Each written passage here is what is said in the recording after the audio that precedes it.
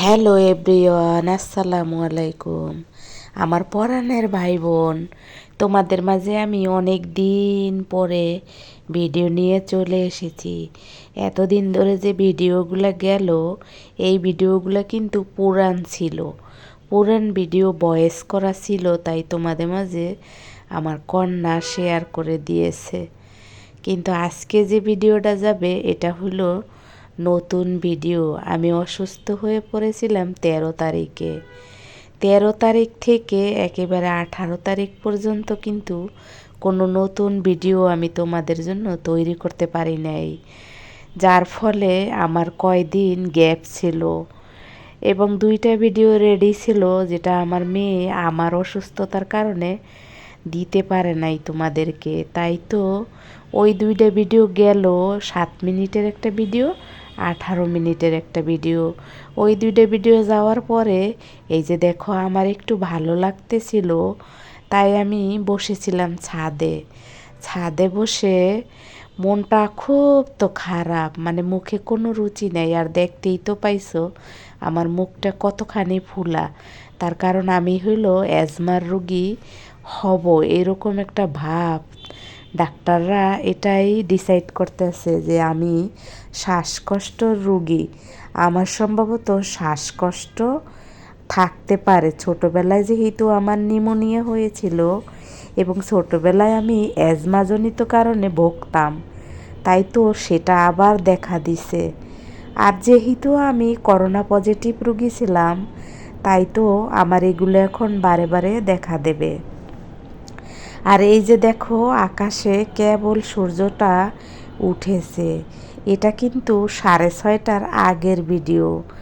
তোমরা হয়তো ভাবতে পারো 6:30টার আগে ছাদে কেন? আসলে এতটাই খারাপ লাগতেছিল ঘরের ভিতরে, তাই তো একটু ছাদে গিয়ে বসেছিলাম। আর যেহেতু বসেছিলাম, আমার হাজবেন্ডও আমাকে একটু ভিডিও করে দিয়েছিল, আর সেই ভিডিওটা এই তোমাদের মাঝে শেয়ার করব। আর এই যে দেখো কিভাবে আমার হাজবেন্ড ভিডিও করেছিল। তারপরে দেখো তোমাদের মাঝে আমি অনেক দিন পরে ফিরে এসেছি। আমার কণ্ঠ হয়তো একটু ভালো হয়েছে, কিন্তু আমার বুকের ব্যথা কমে নাই। তার কারণ কাশিটা আমার একেবারে বুকে বসে গেছে। হঠাৎ করে গাড়ি জার্নি এবং এত দূর থেকে অত দূর অফিসে যাওয়া জীবনে তো কখনো করি নাই, তাই তো আমি এতটাই অসুস্থ হয়ে পড়ছি। আর আজকের ভিডিওতে যা রান্নাবাড়া দেখবা, এগুলো সব আমার রাজকন্যা করেছে। আমার রাজকন্যার হাতের রান্নাবাড়া এতদিন ধরে আমার ফ্যামিলিতে চলেছে।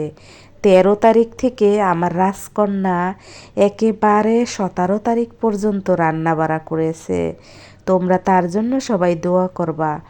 এই যে দেখো 4টা ডিম, একটা আলু, ডাল এবং পুঁই শাক কীভাবে রান্না করেছে সে একটু ভিডিও ফুটেজ নিয়ে রেখেছিল, যেটা আমি তোমাদের মাঝে শেয়ার করলাম।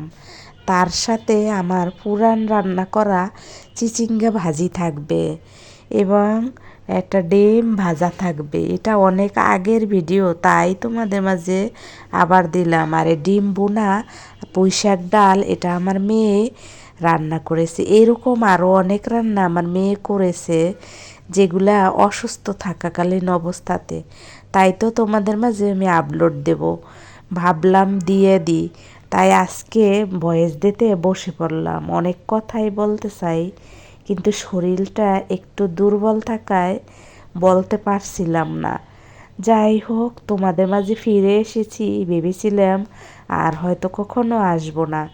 আর আমার ভিডিও রেডি করা ছিল, এটাও আমার ঘরের কেউ জানতো না, তাই তো ভিডিও কেউ ছেড়ে দেয় নাই। পরে যখন আমি সুস্থ হই, তখন আমি আমার মেয়েকে বলাতে সে আমার ওই ভিডিও 2টা ছেড়ে দিয়েছে, যে 2টা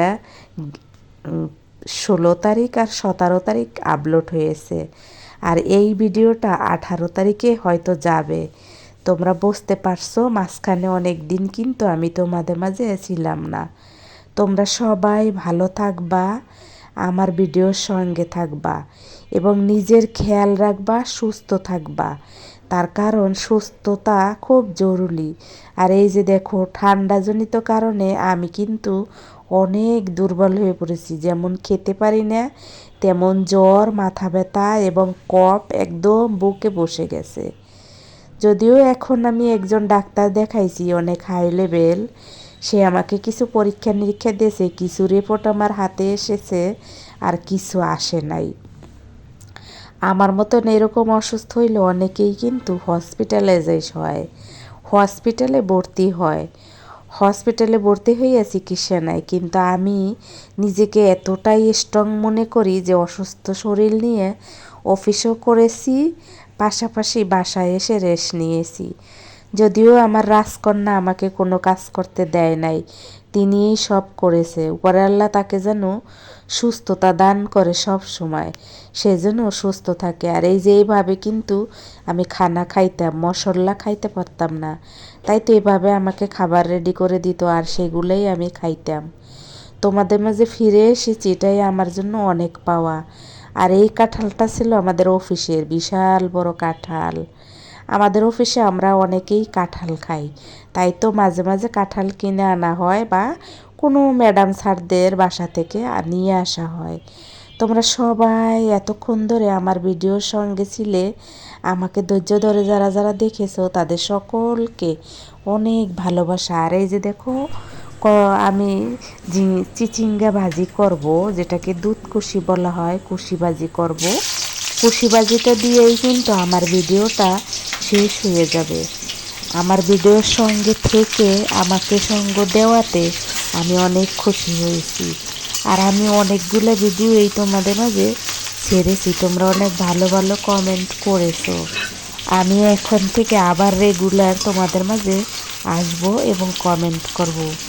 তোমরা আজকের ভিডিওটা কেমন লেগেছে অবশ্যই পরাণের ভাই বোন কমেন্টে লিখে যাবা এবং আমাকে উৎসাহ দেবা আর আমার জন্য দোয়া করবা, আমি যেন পুরোপুরি সুস্থ হয়ে যাই।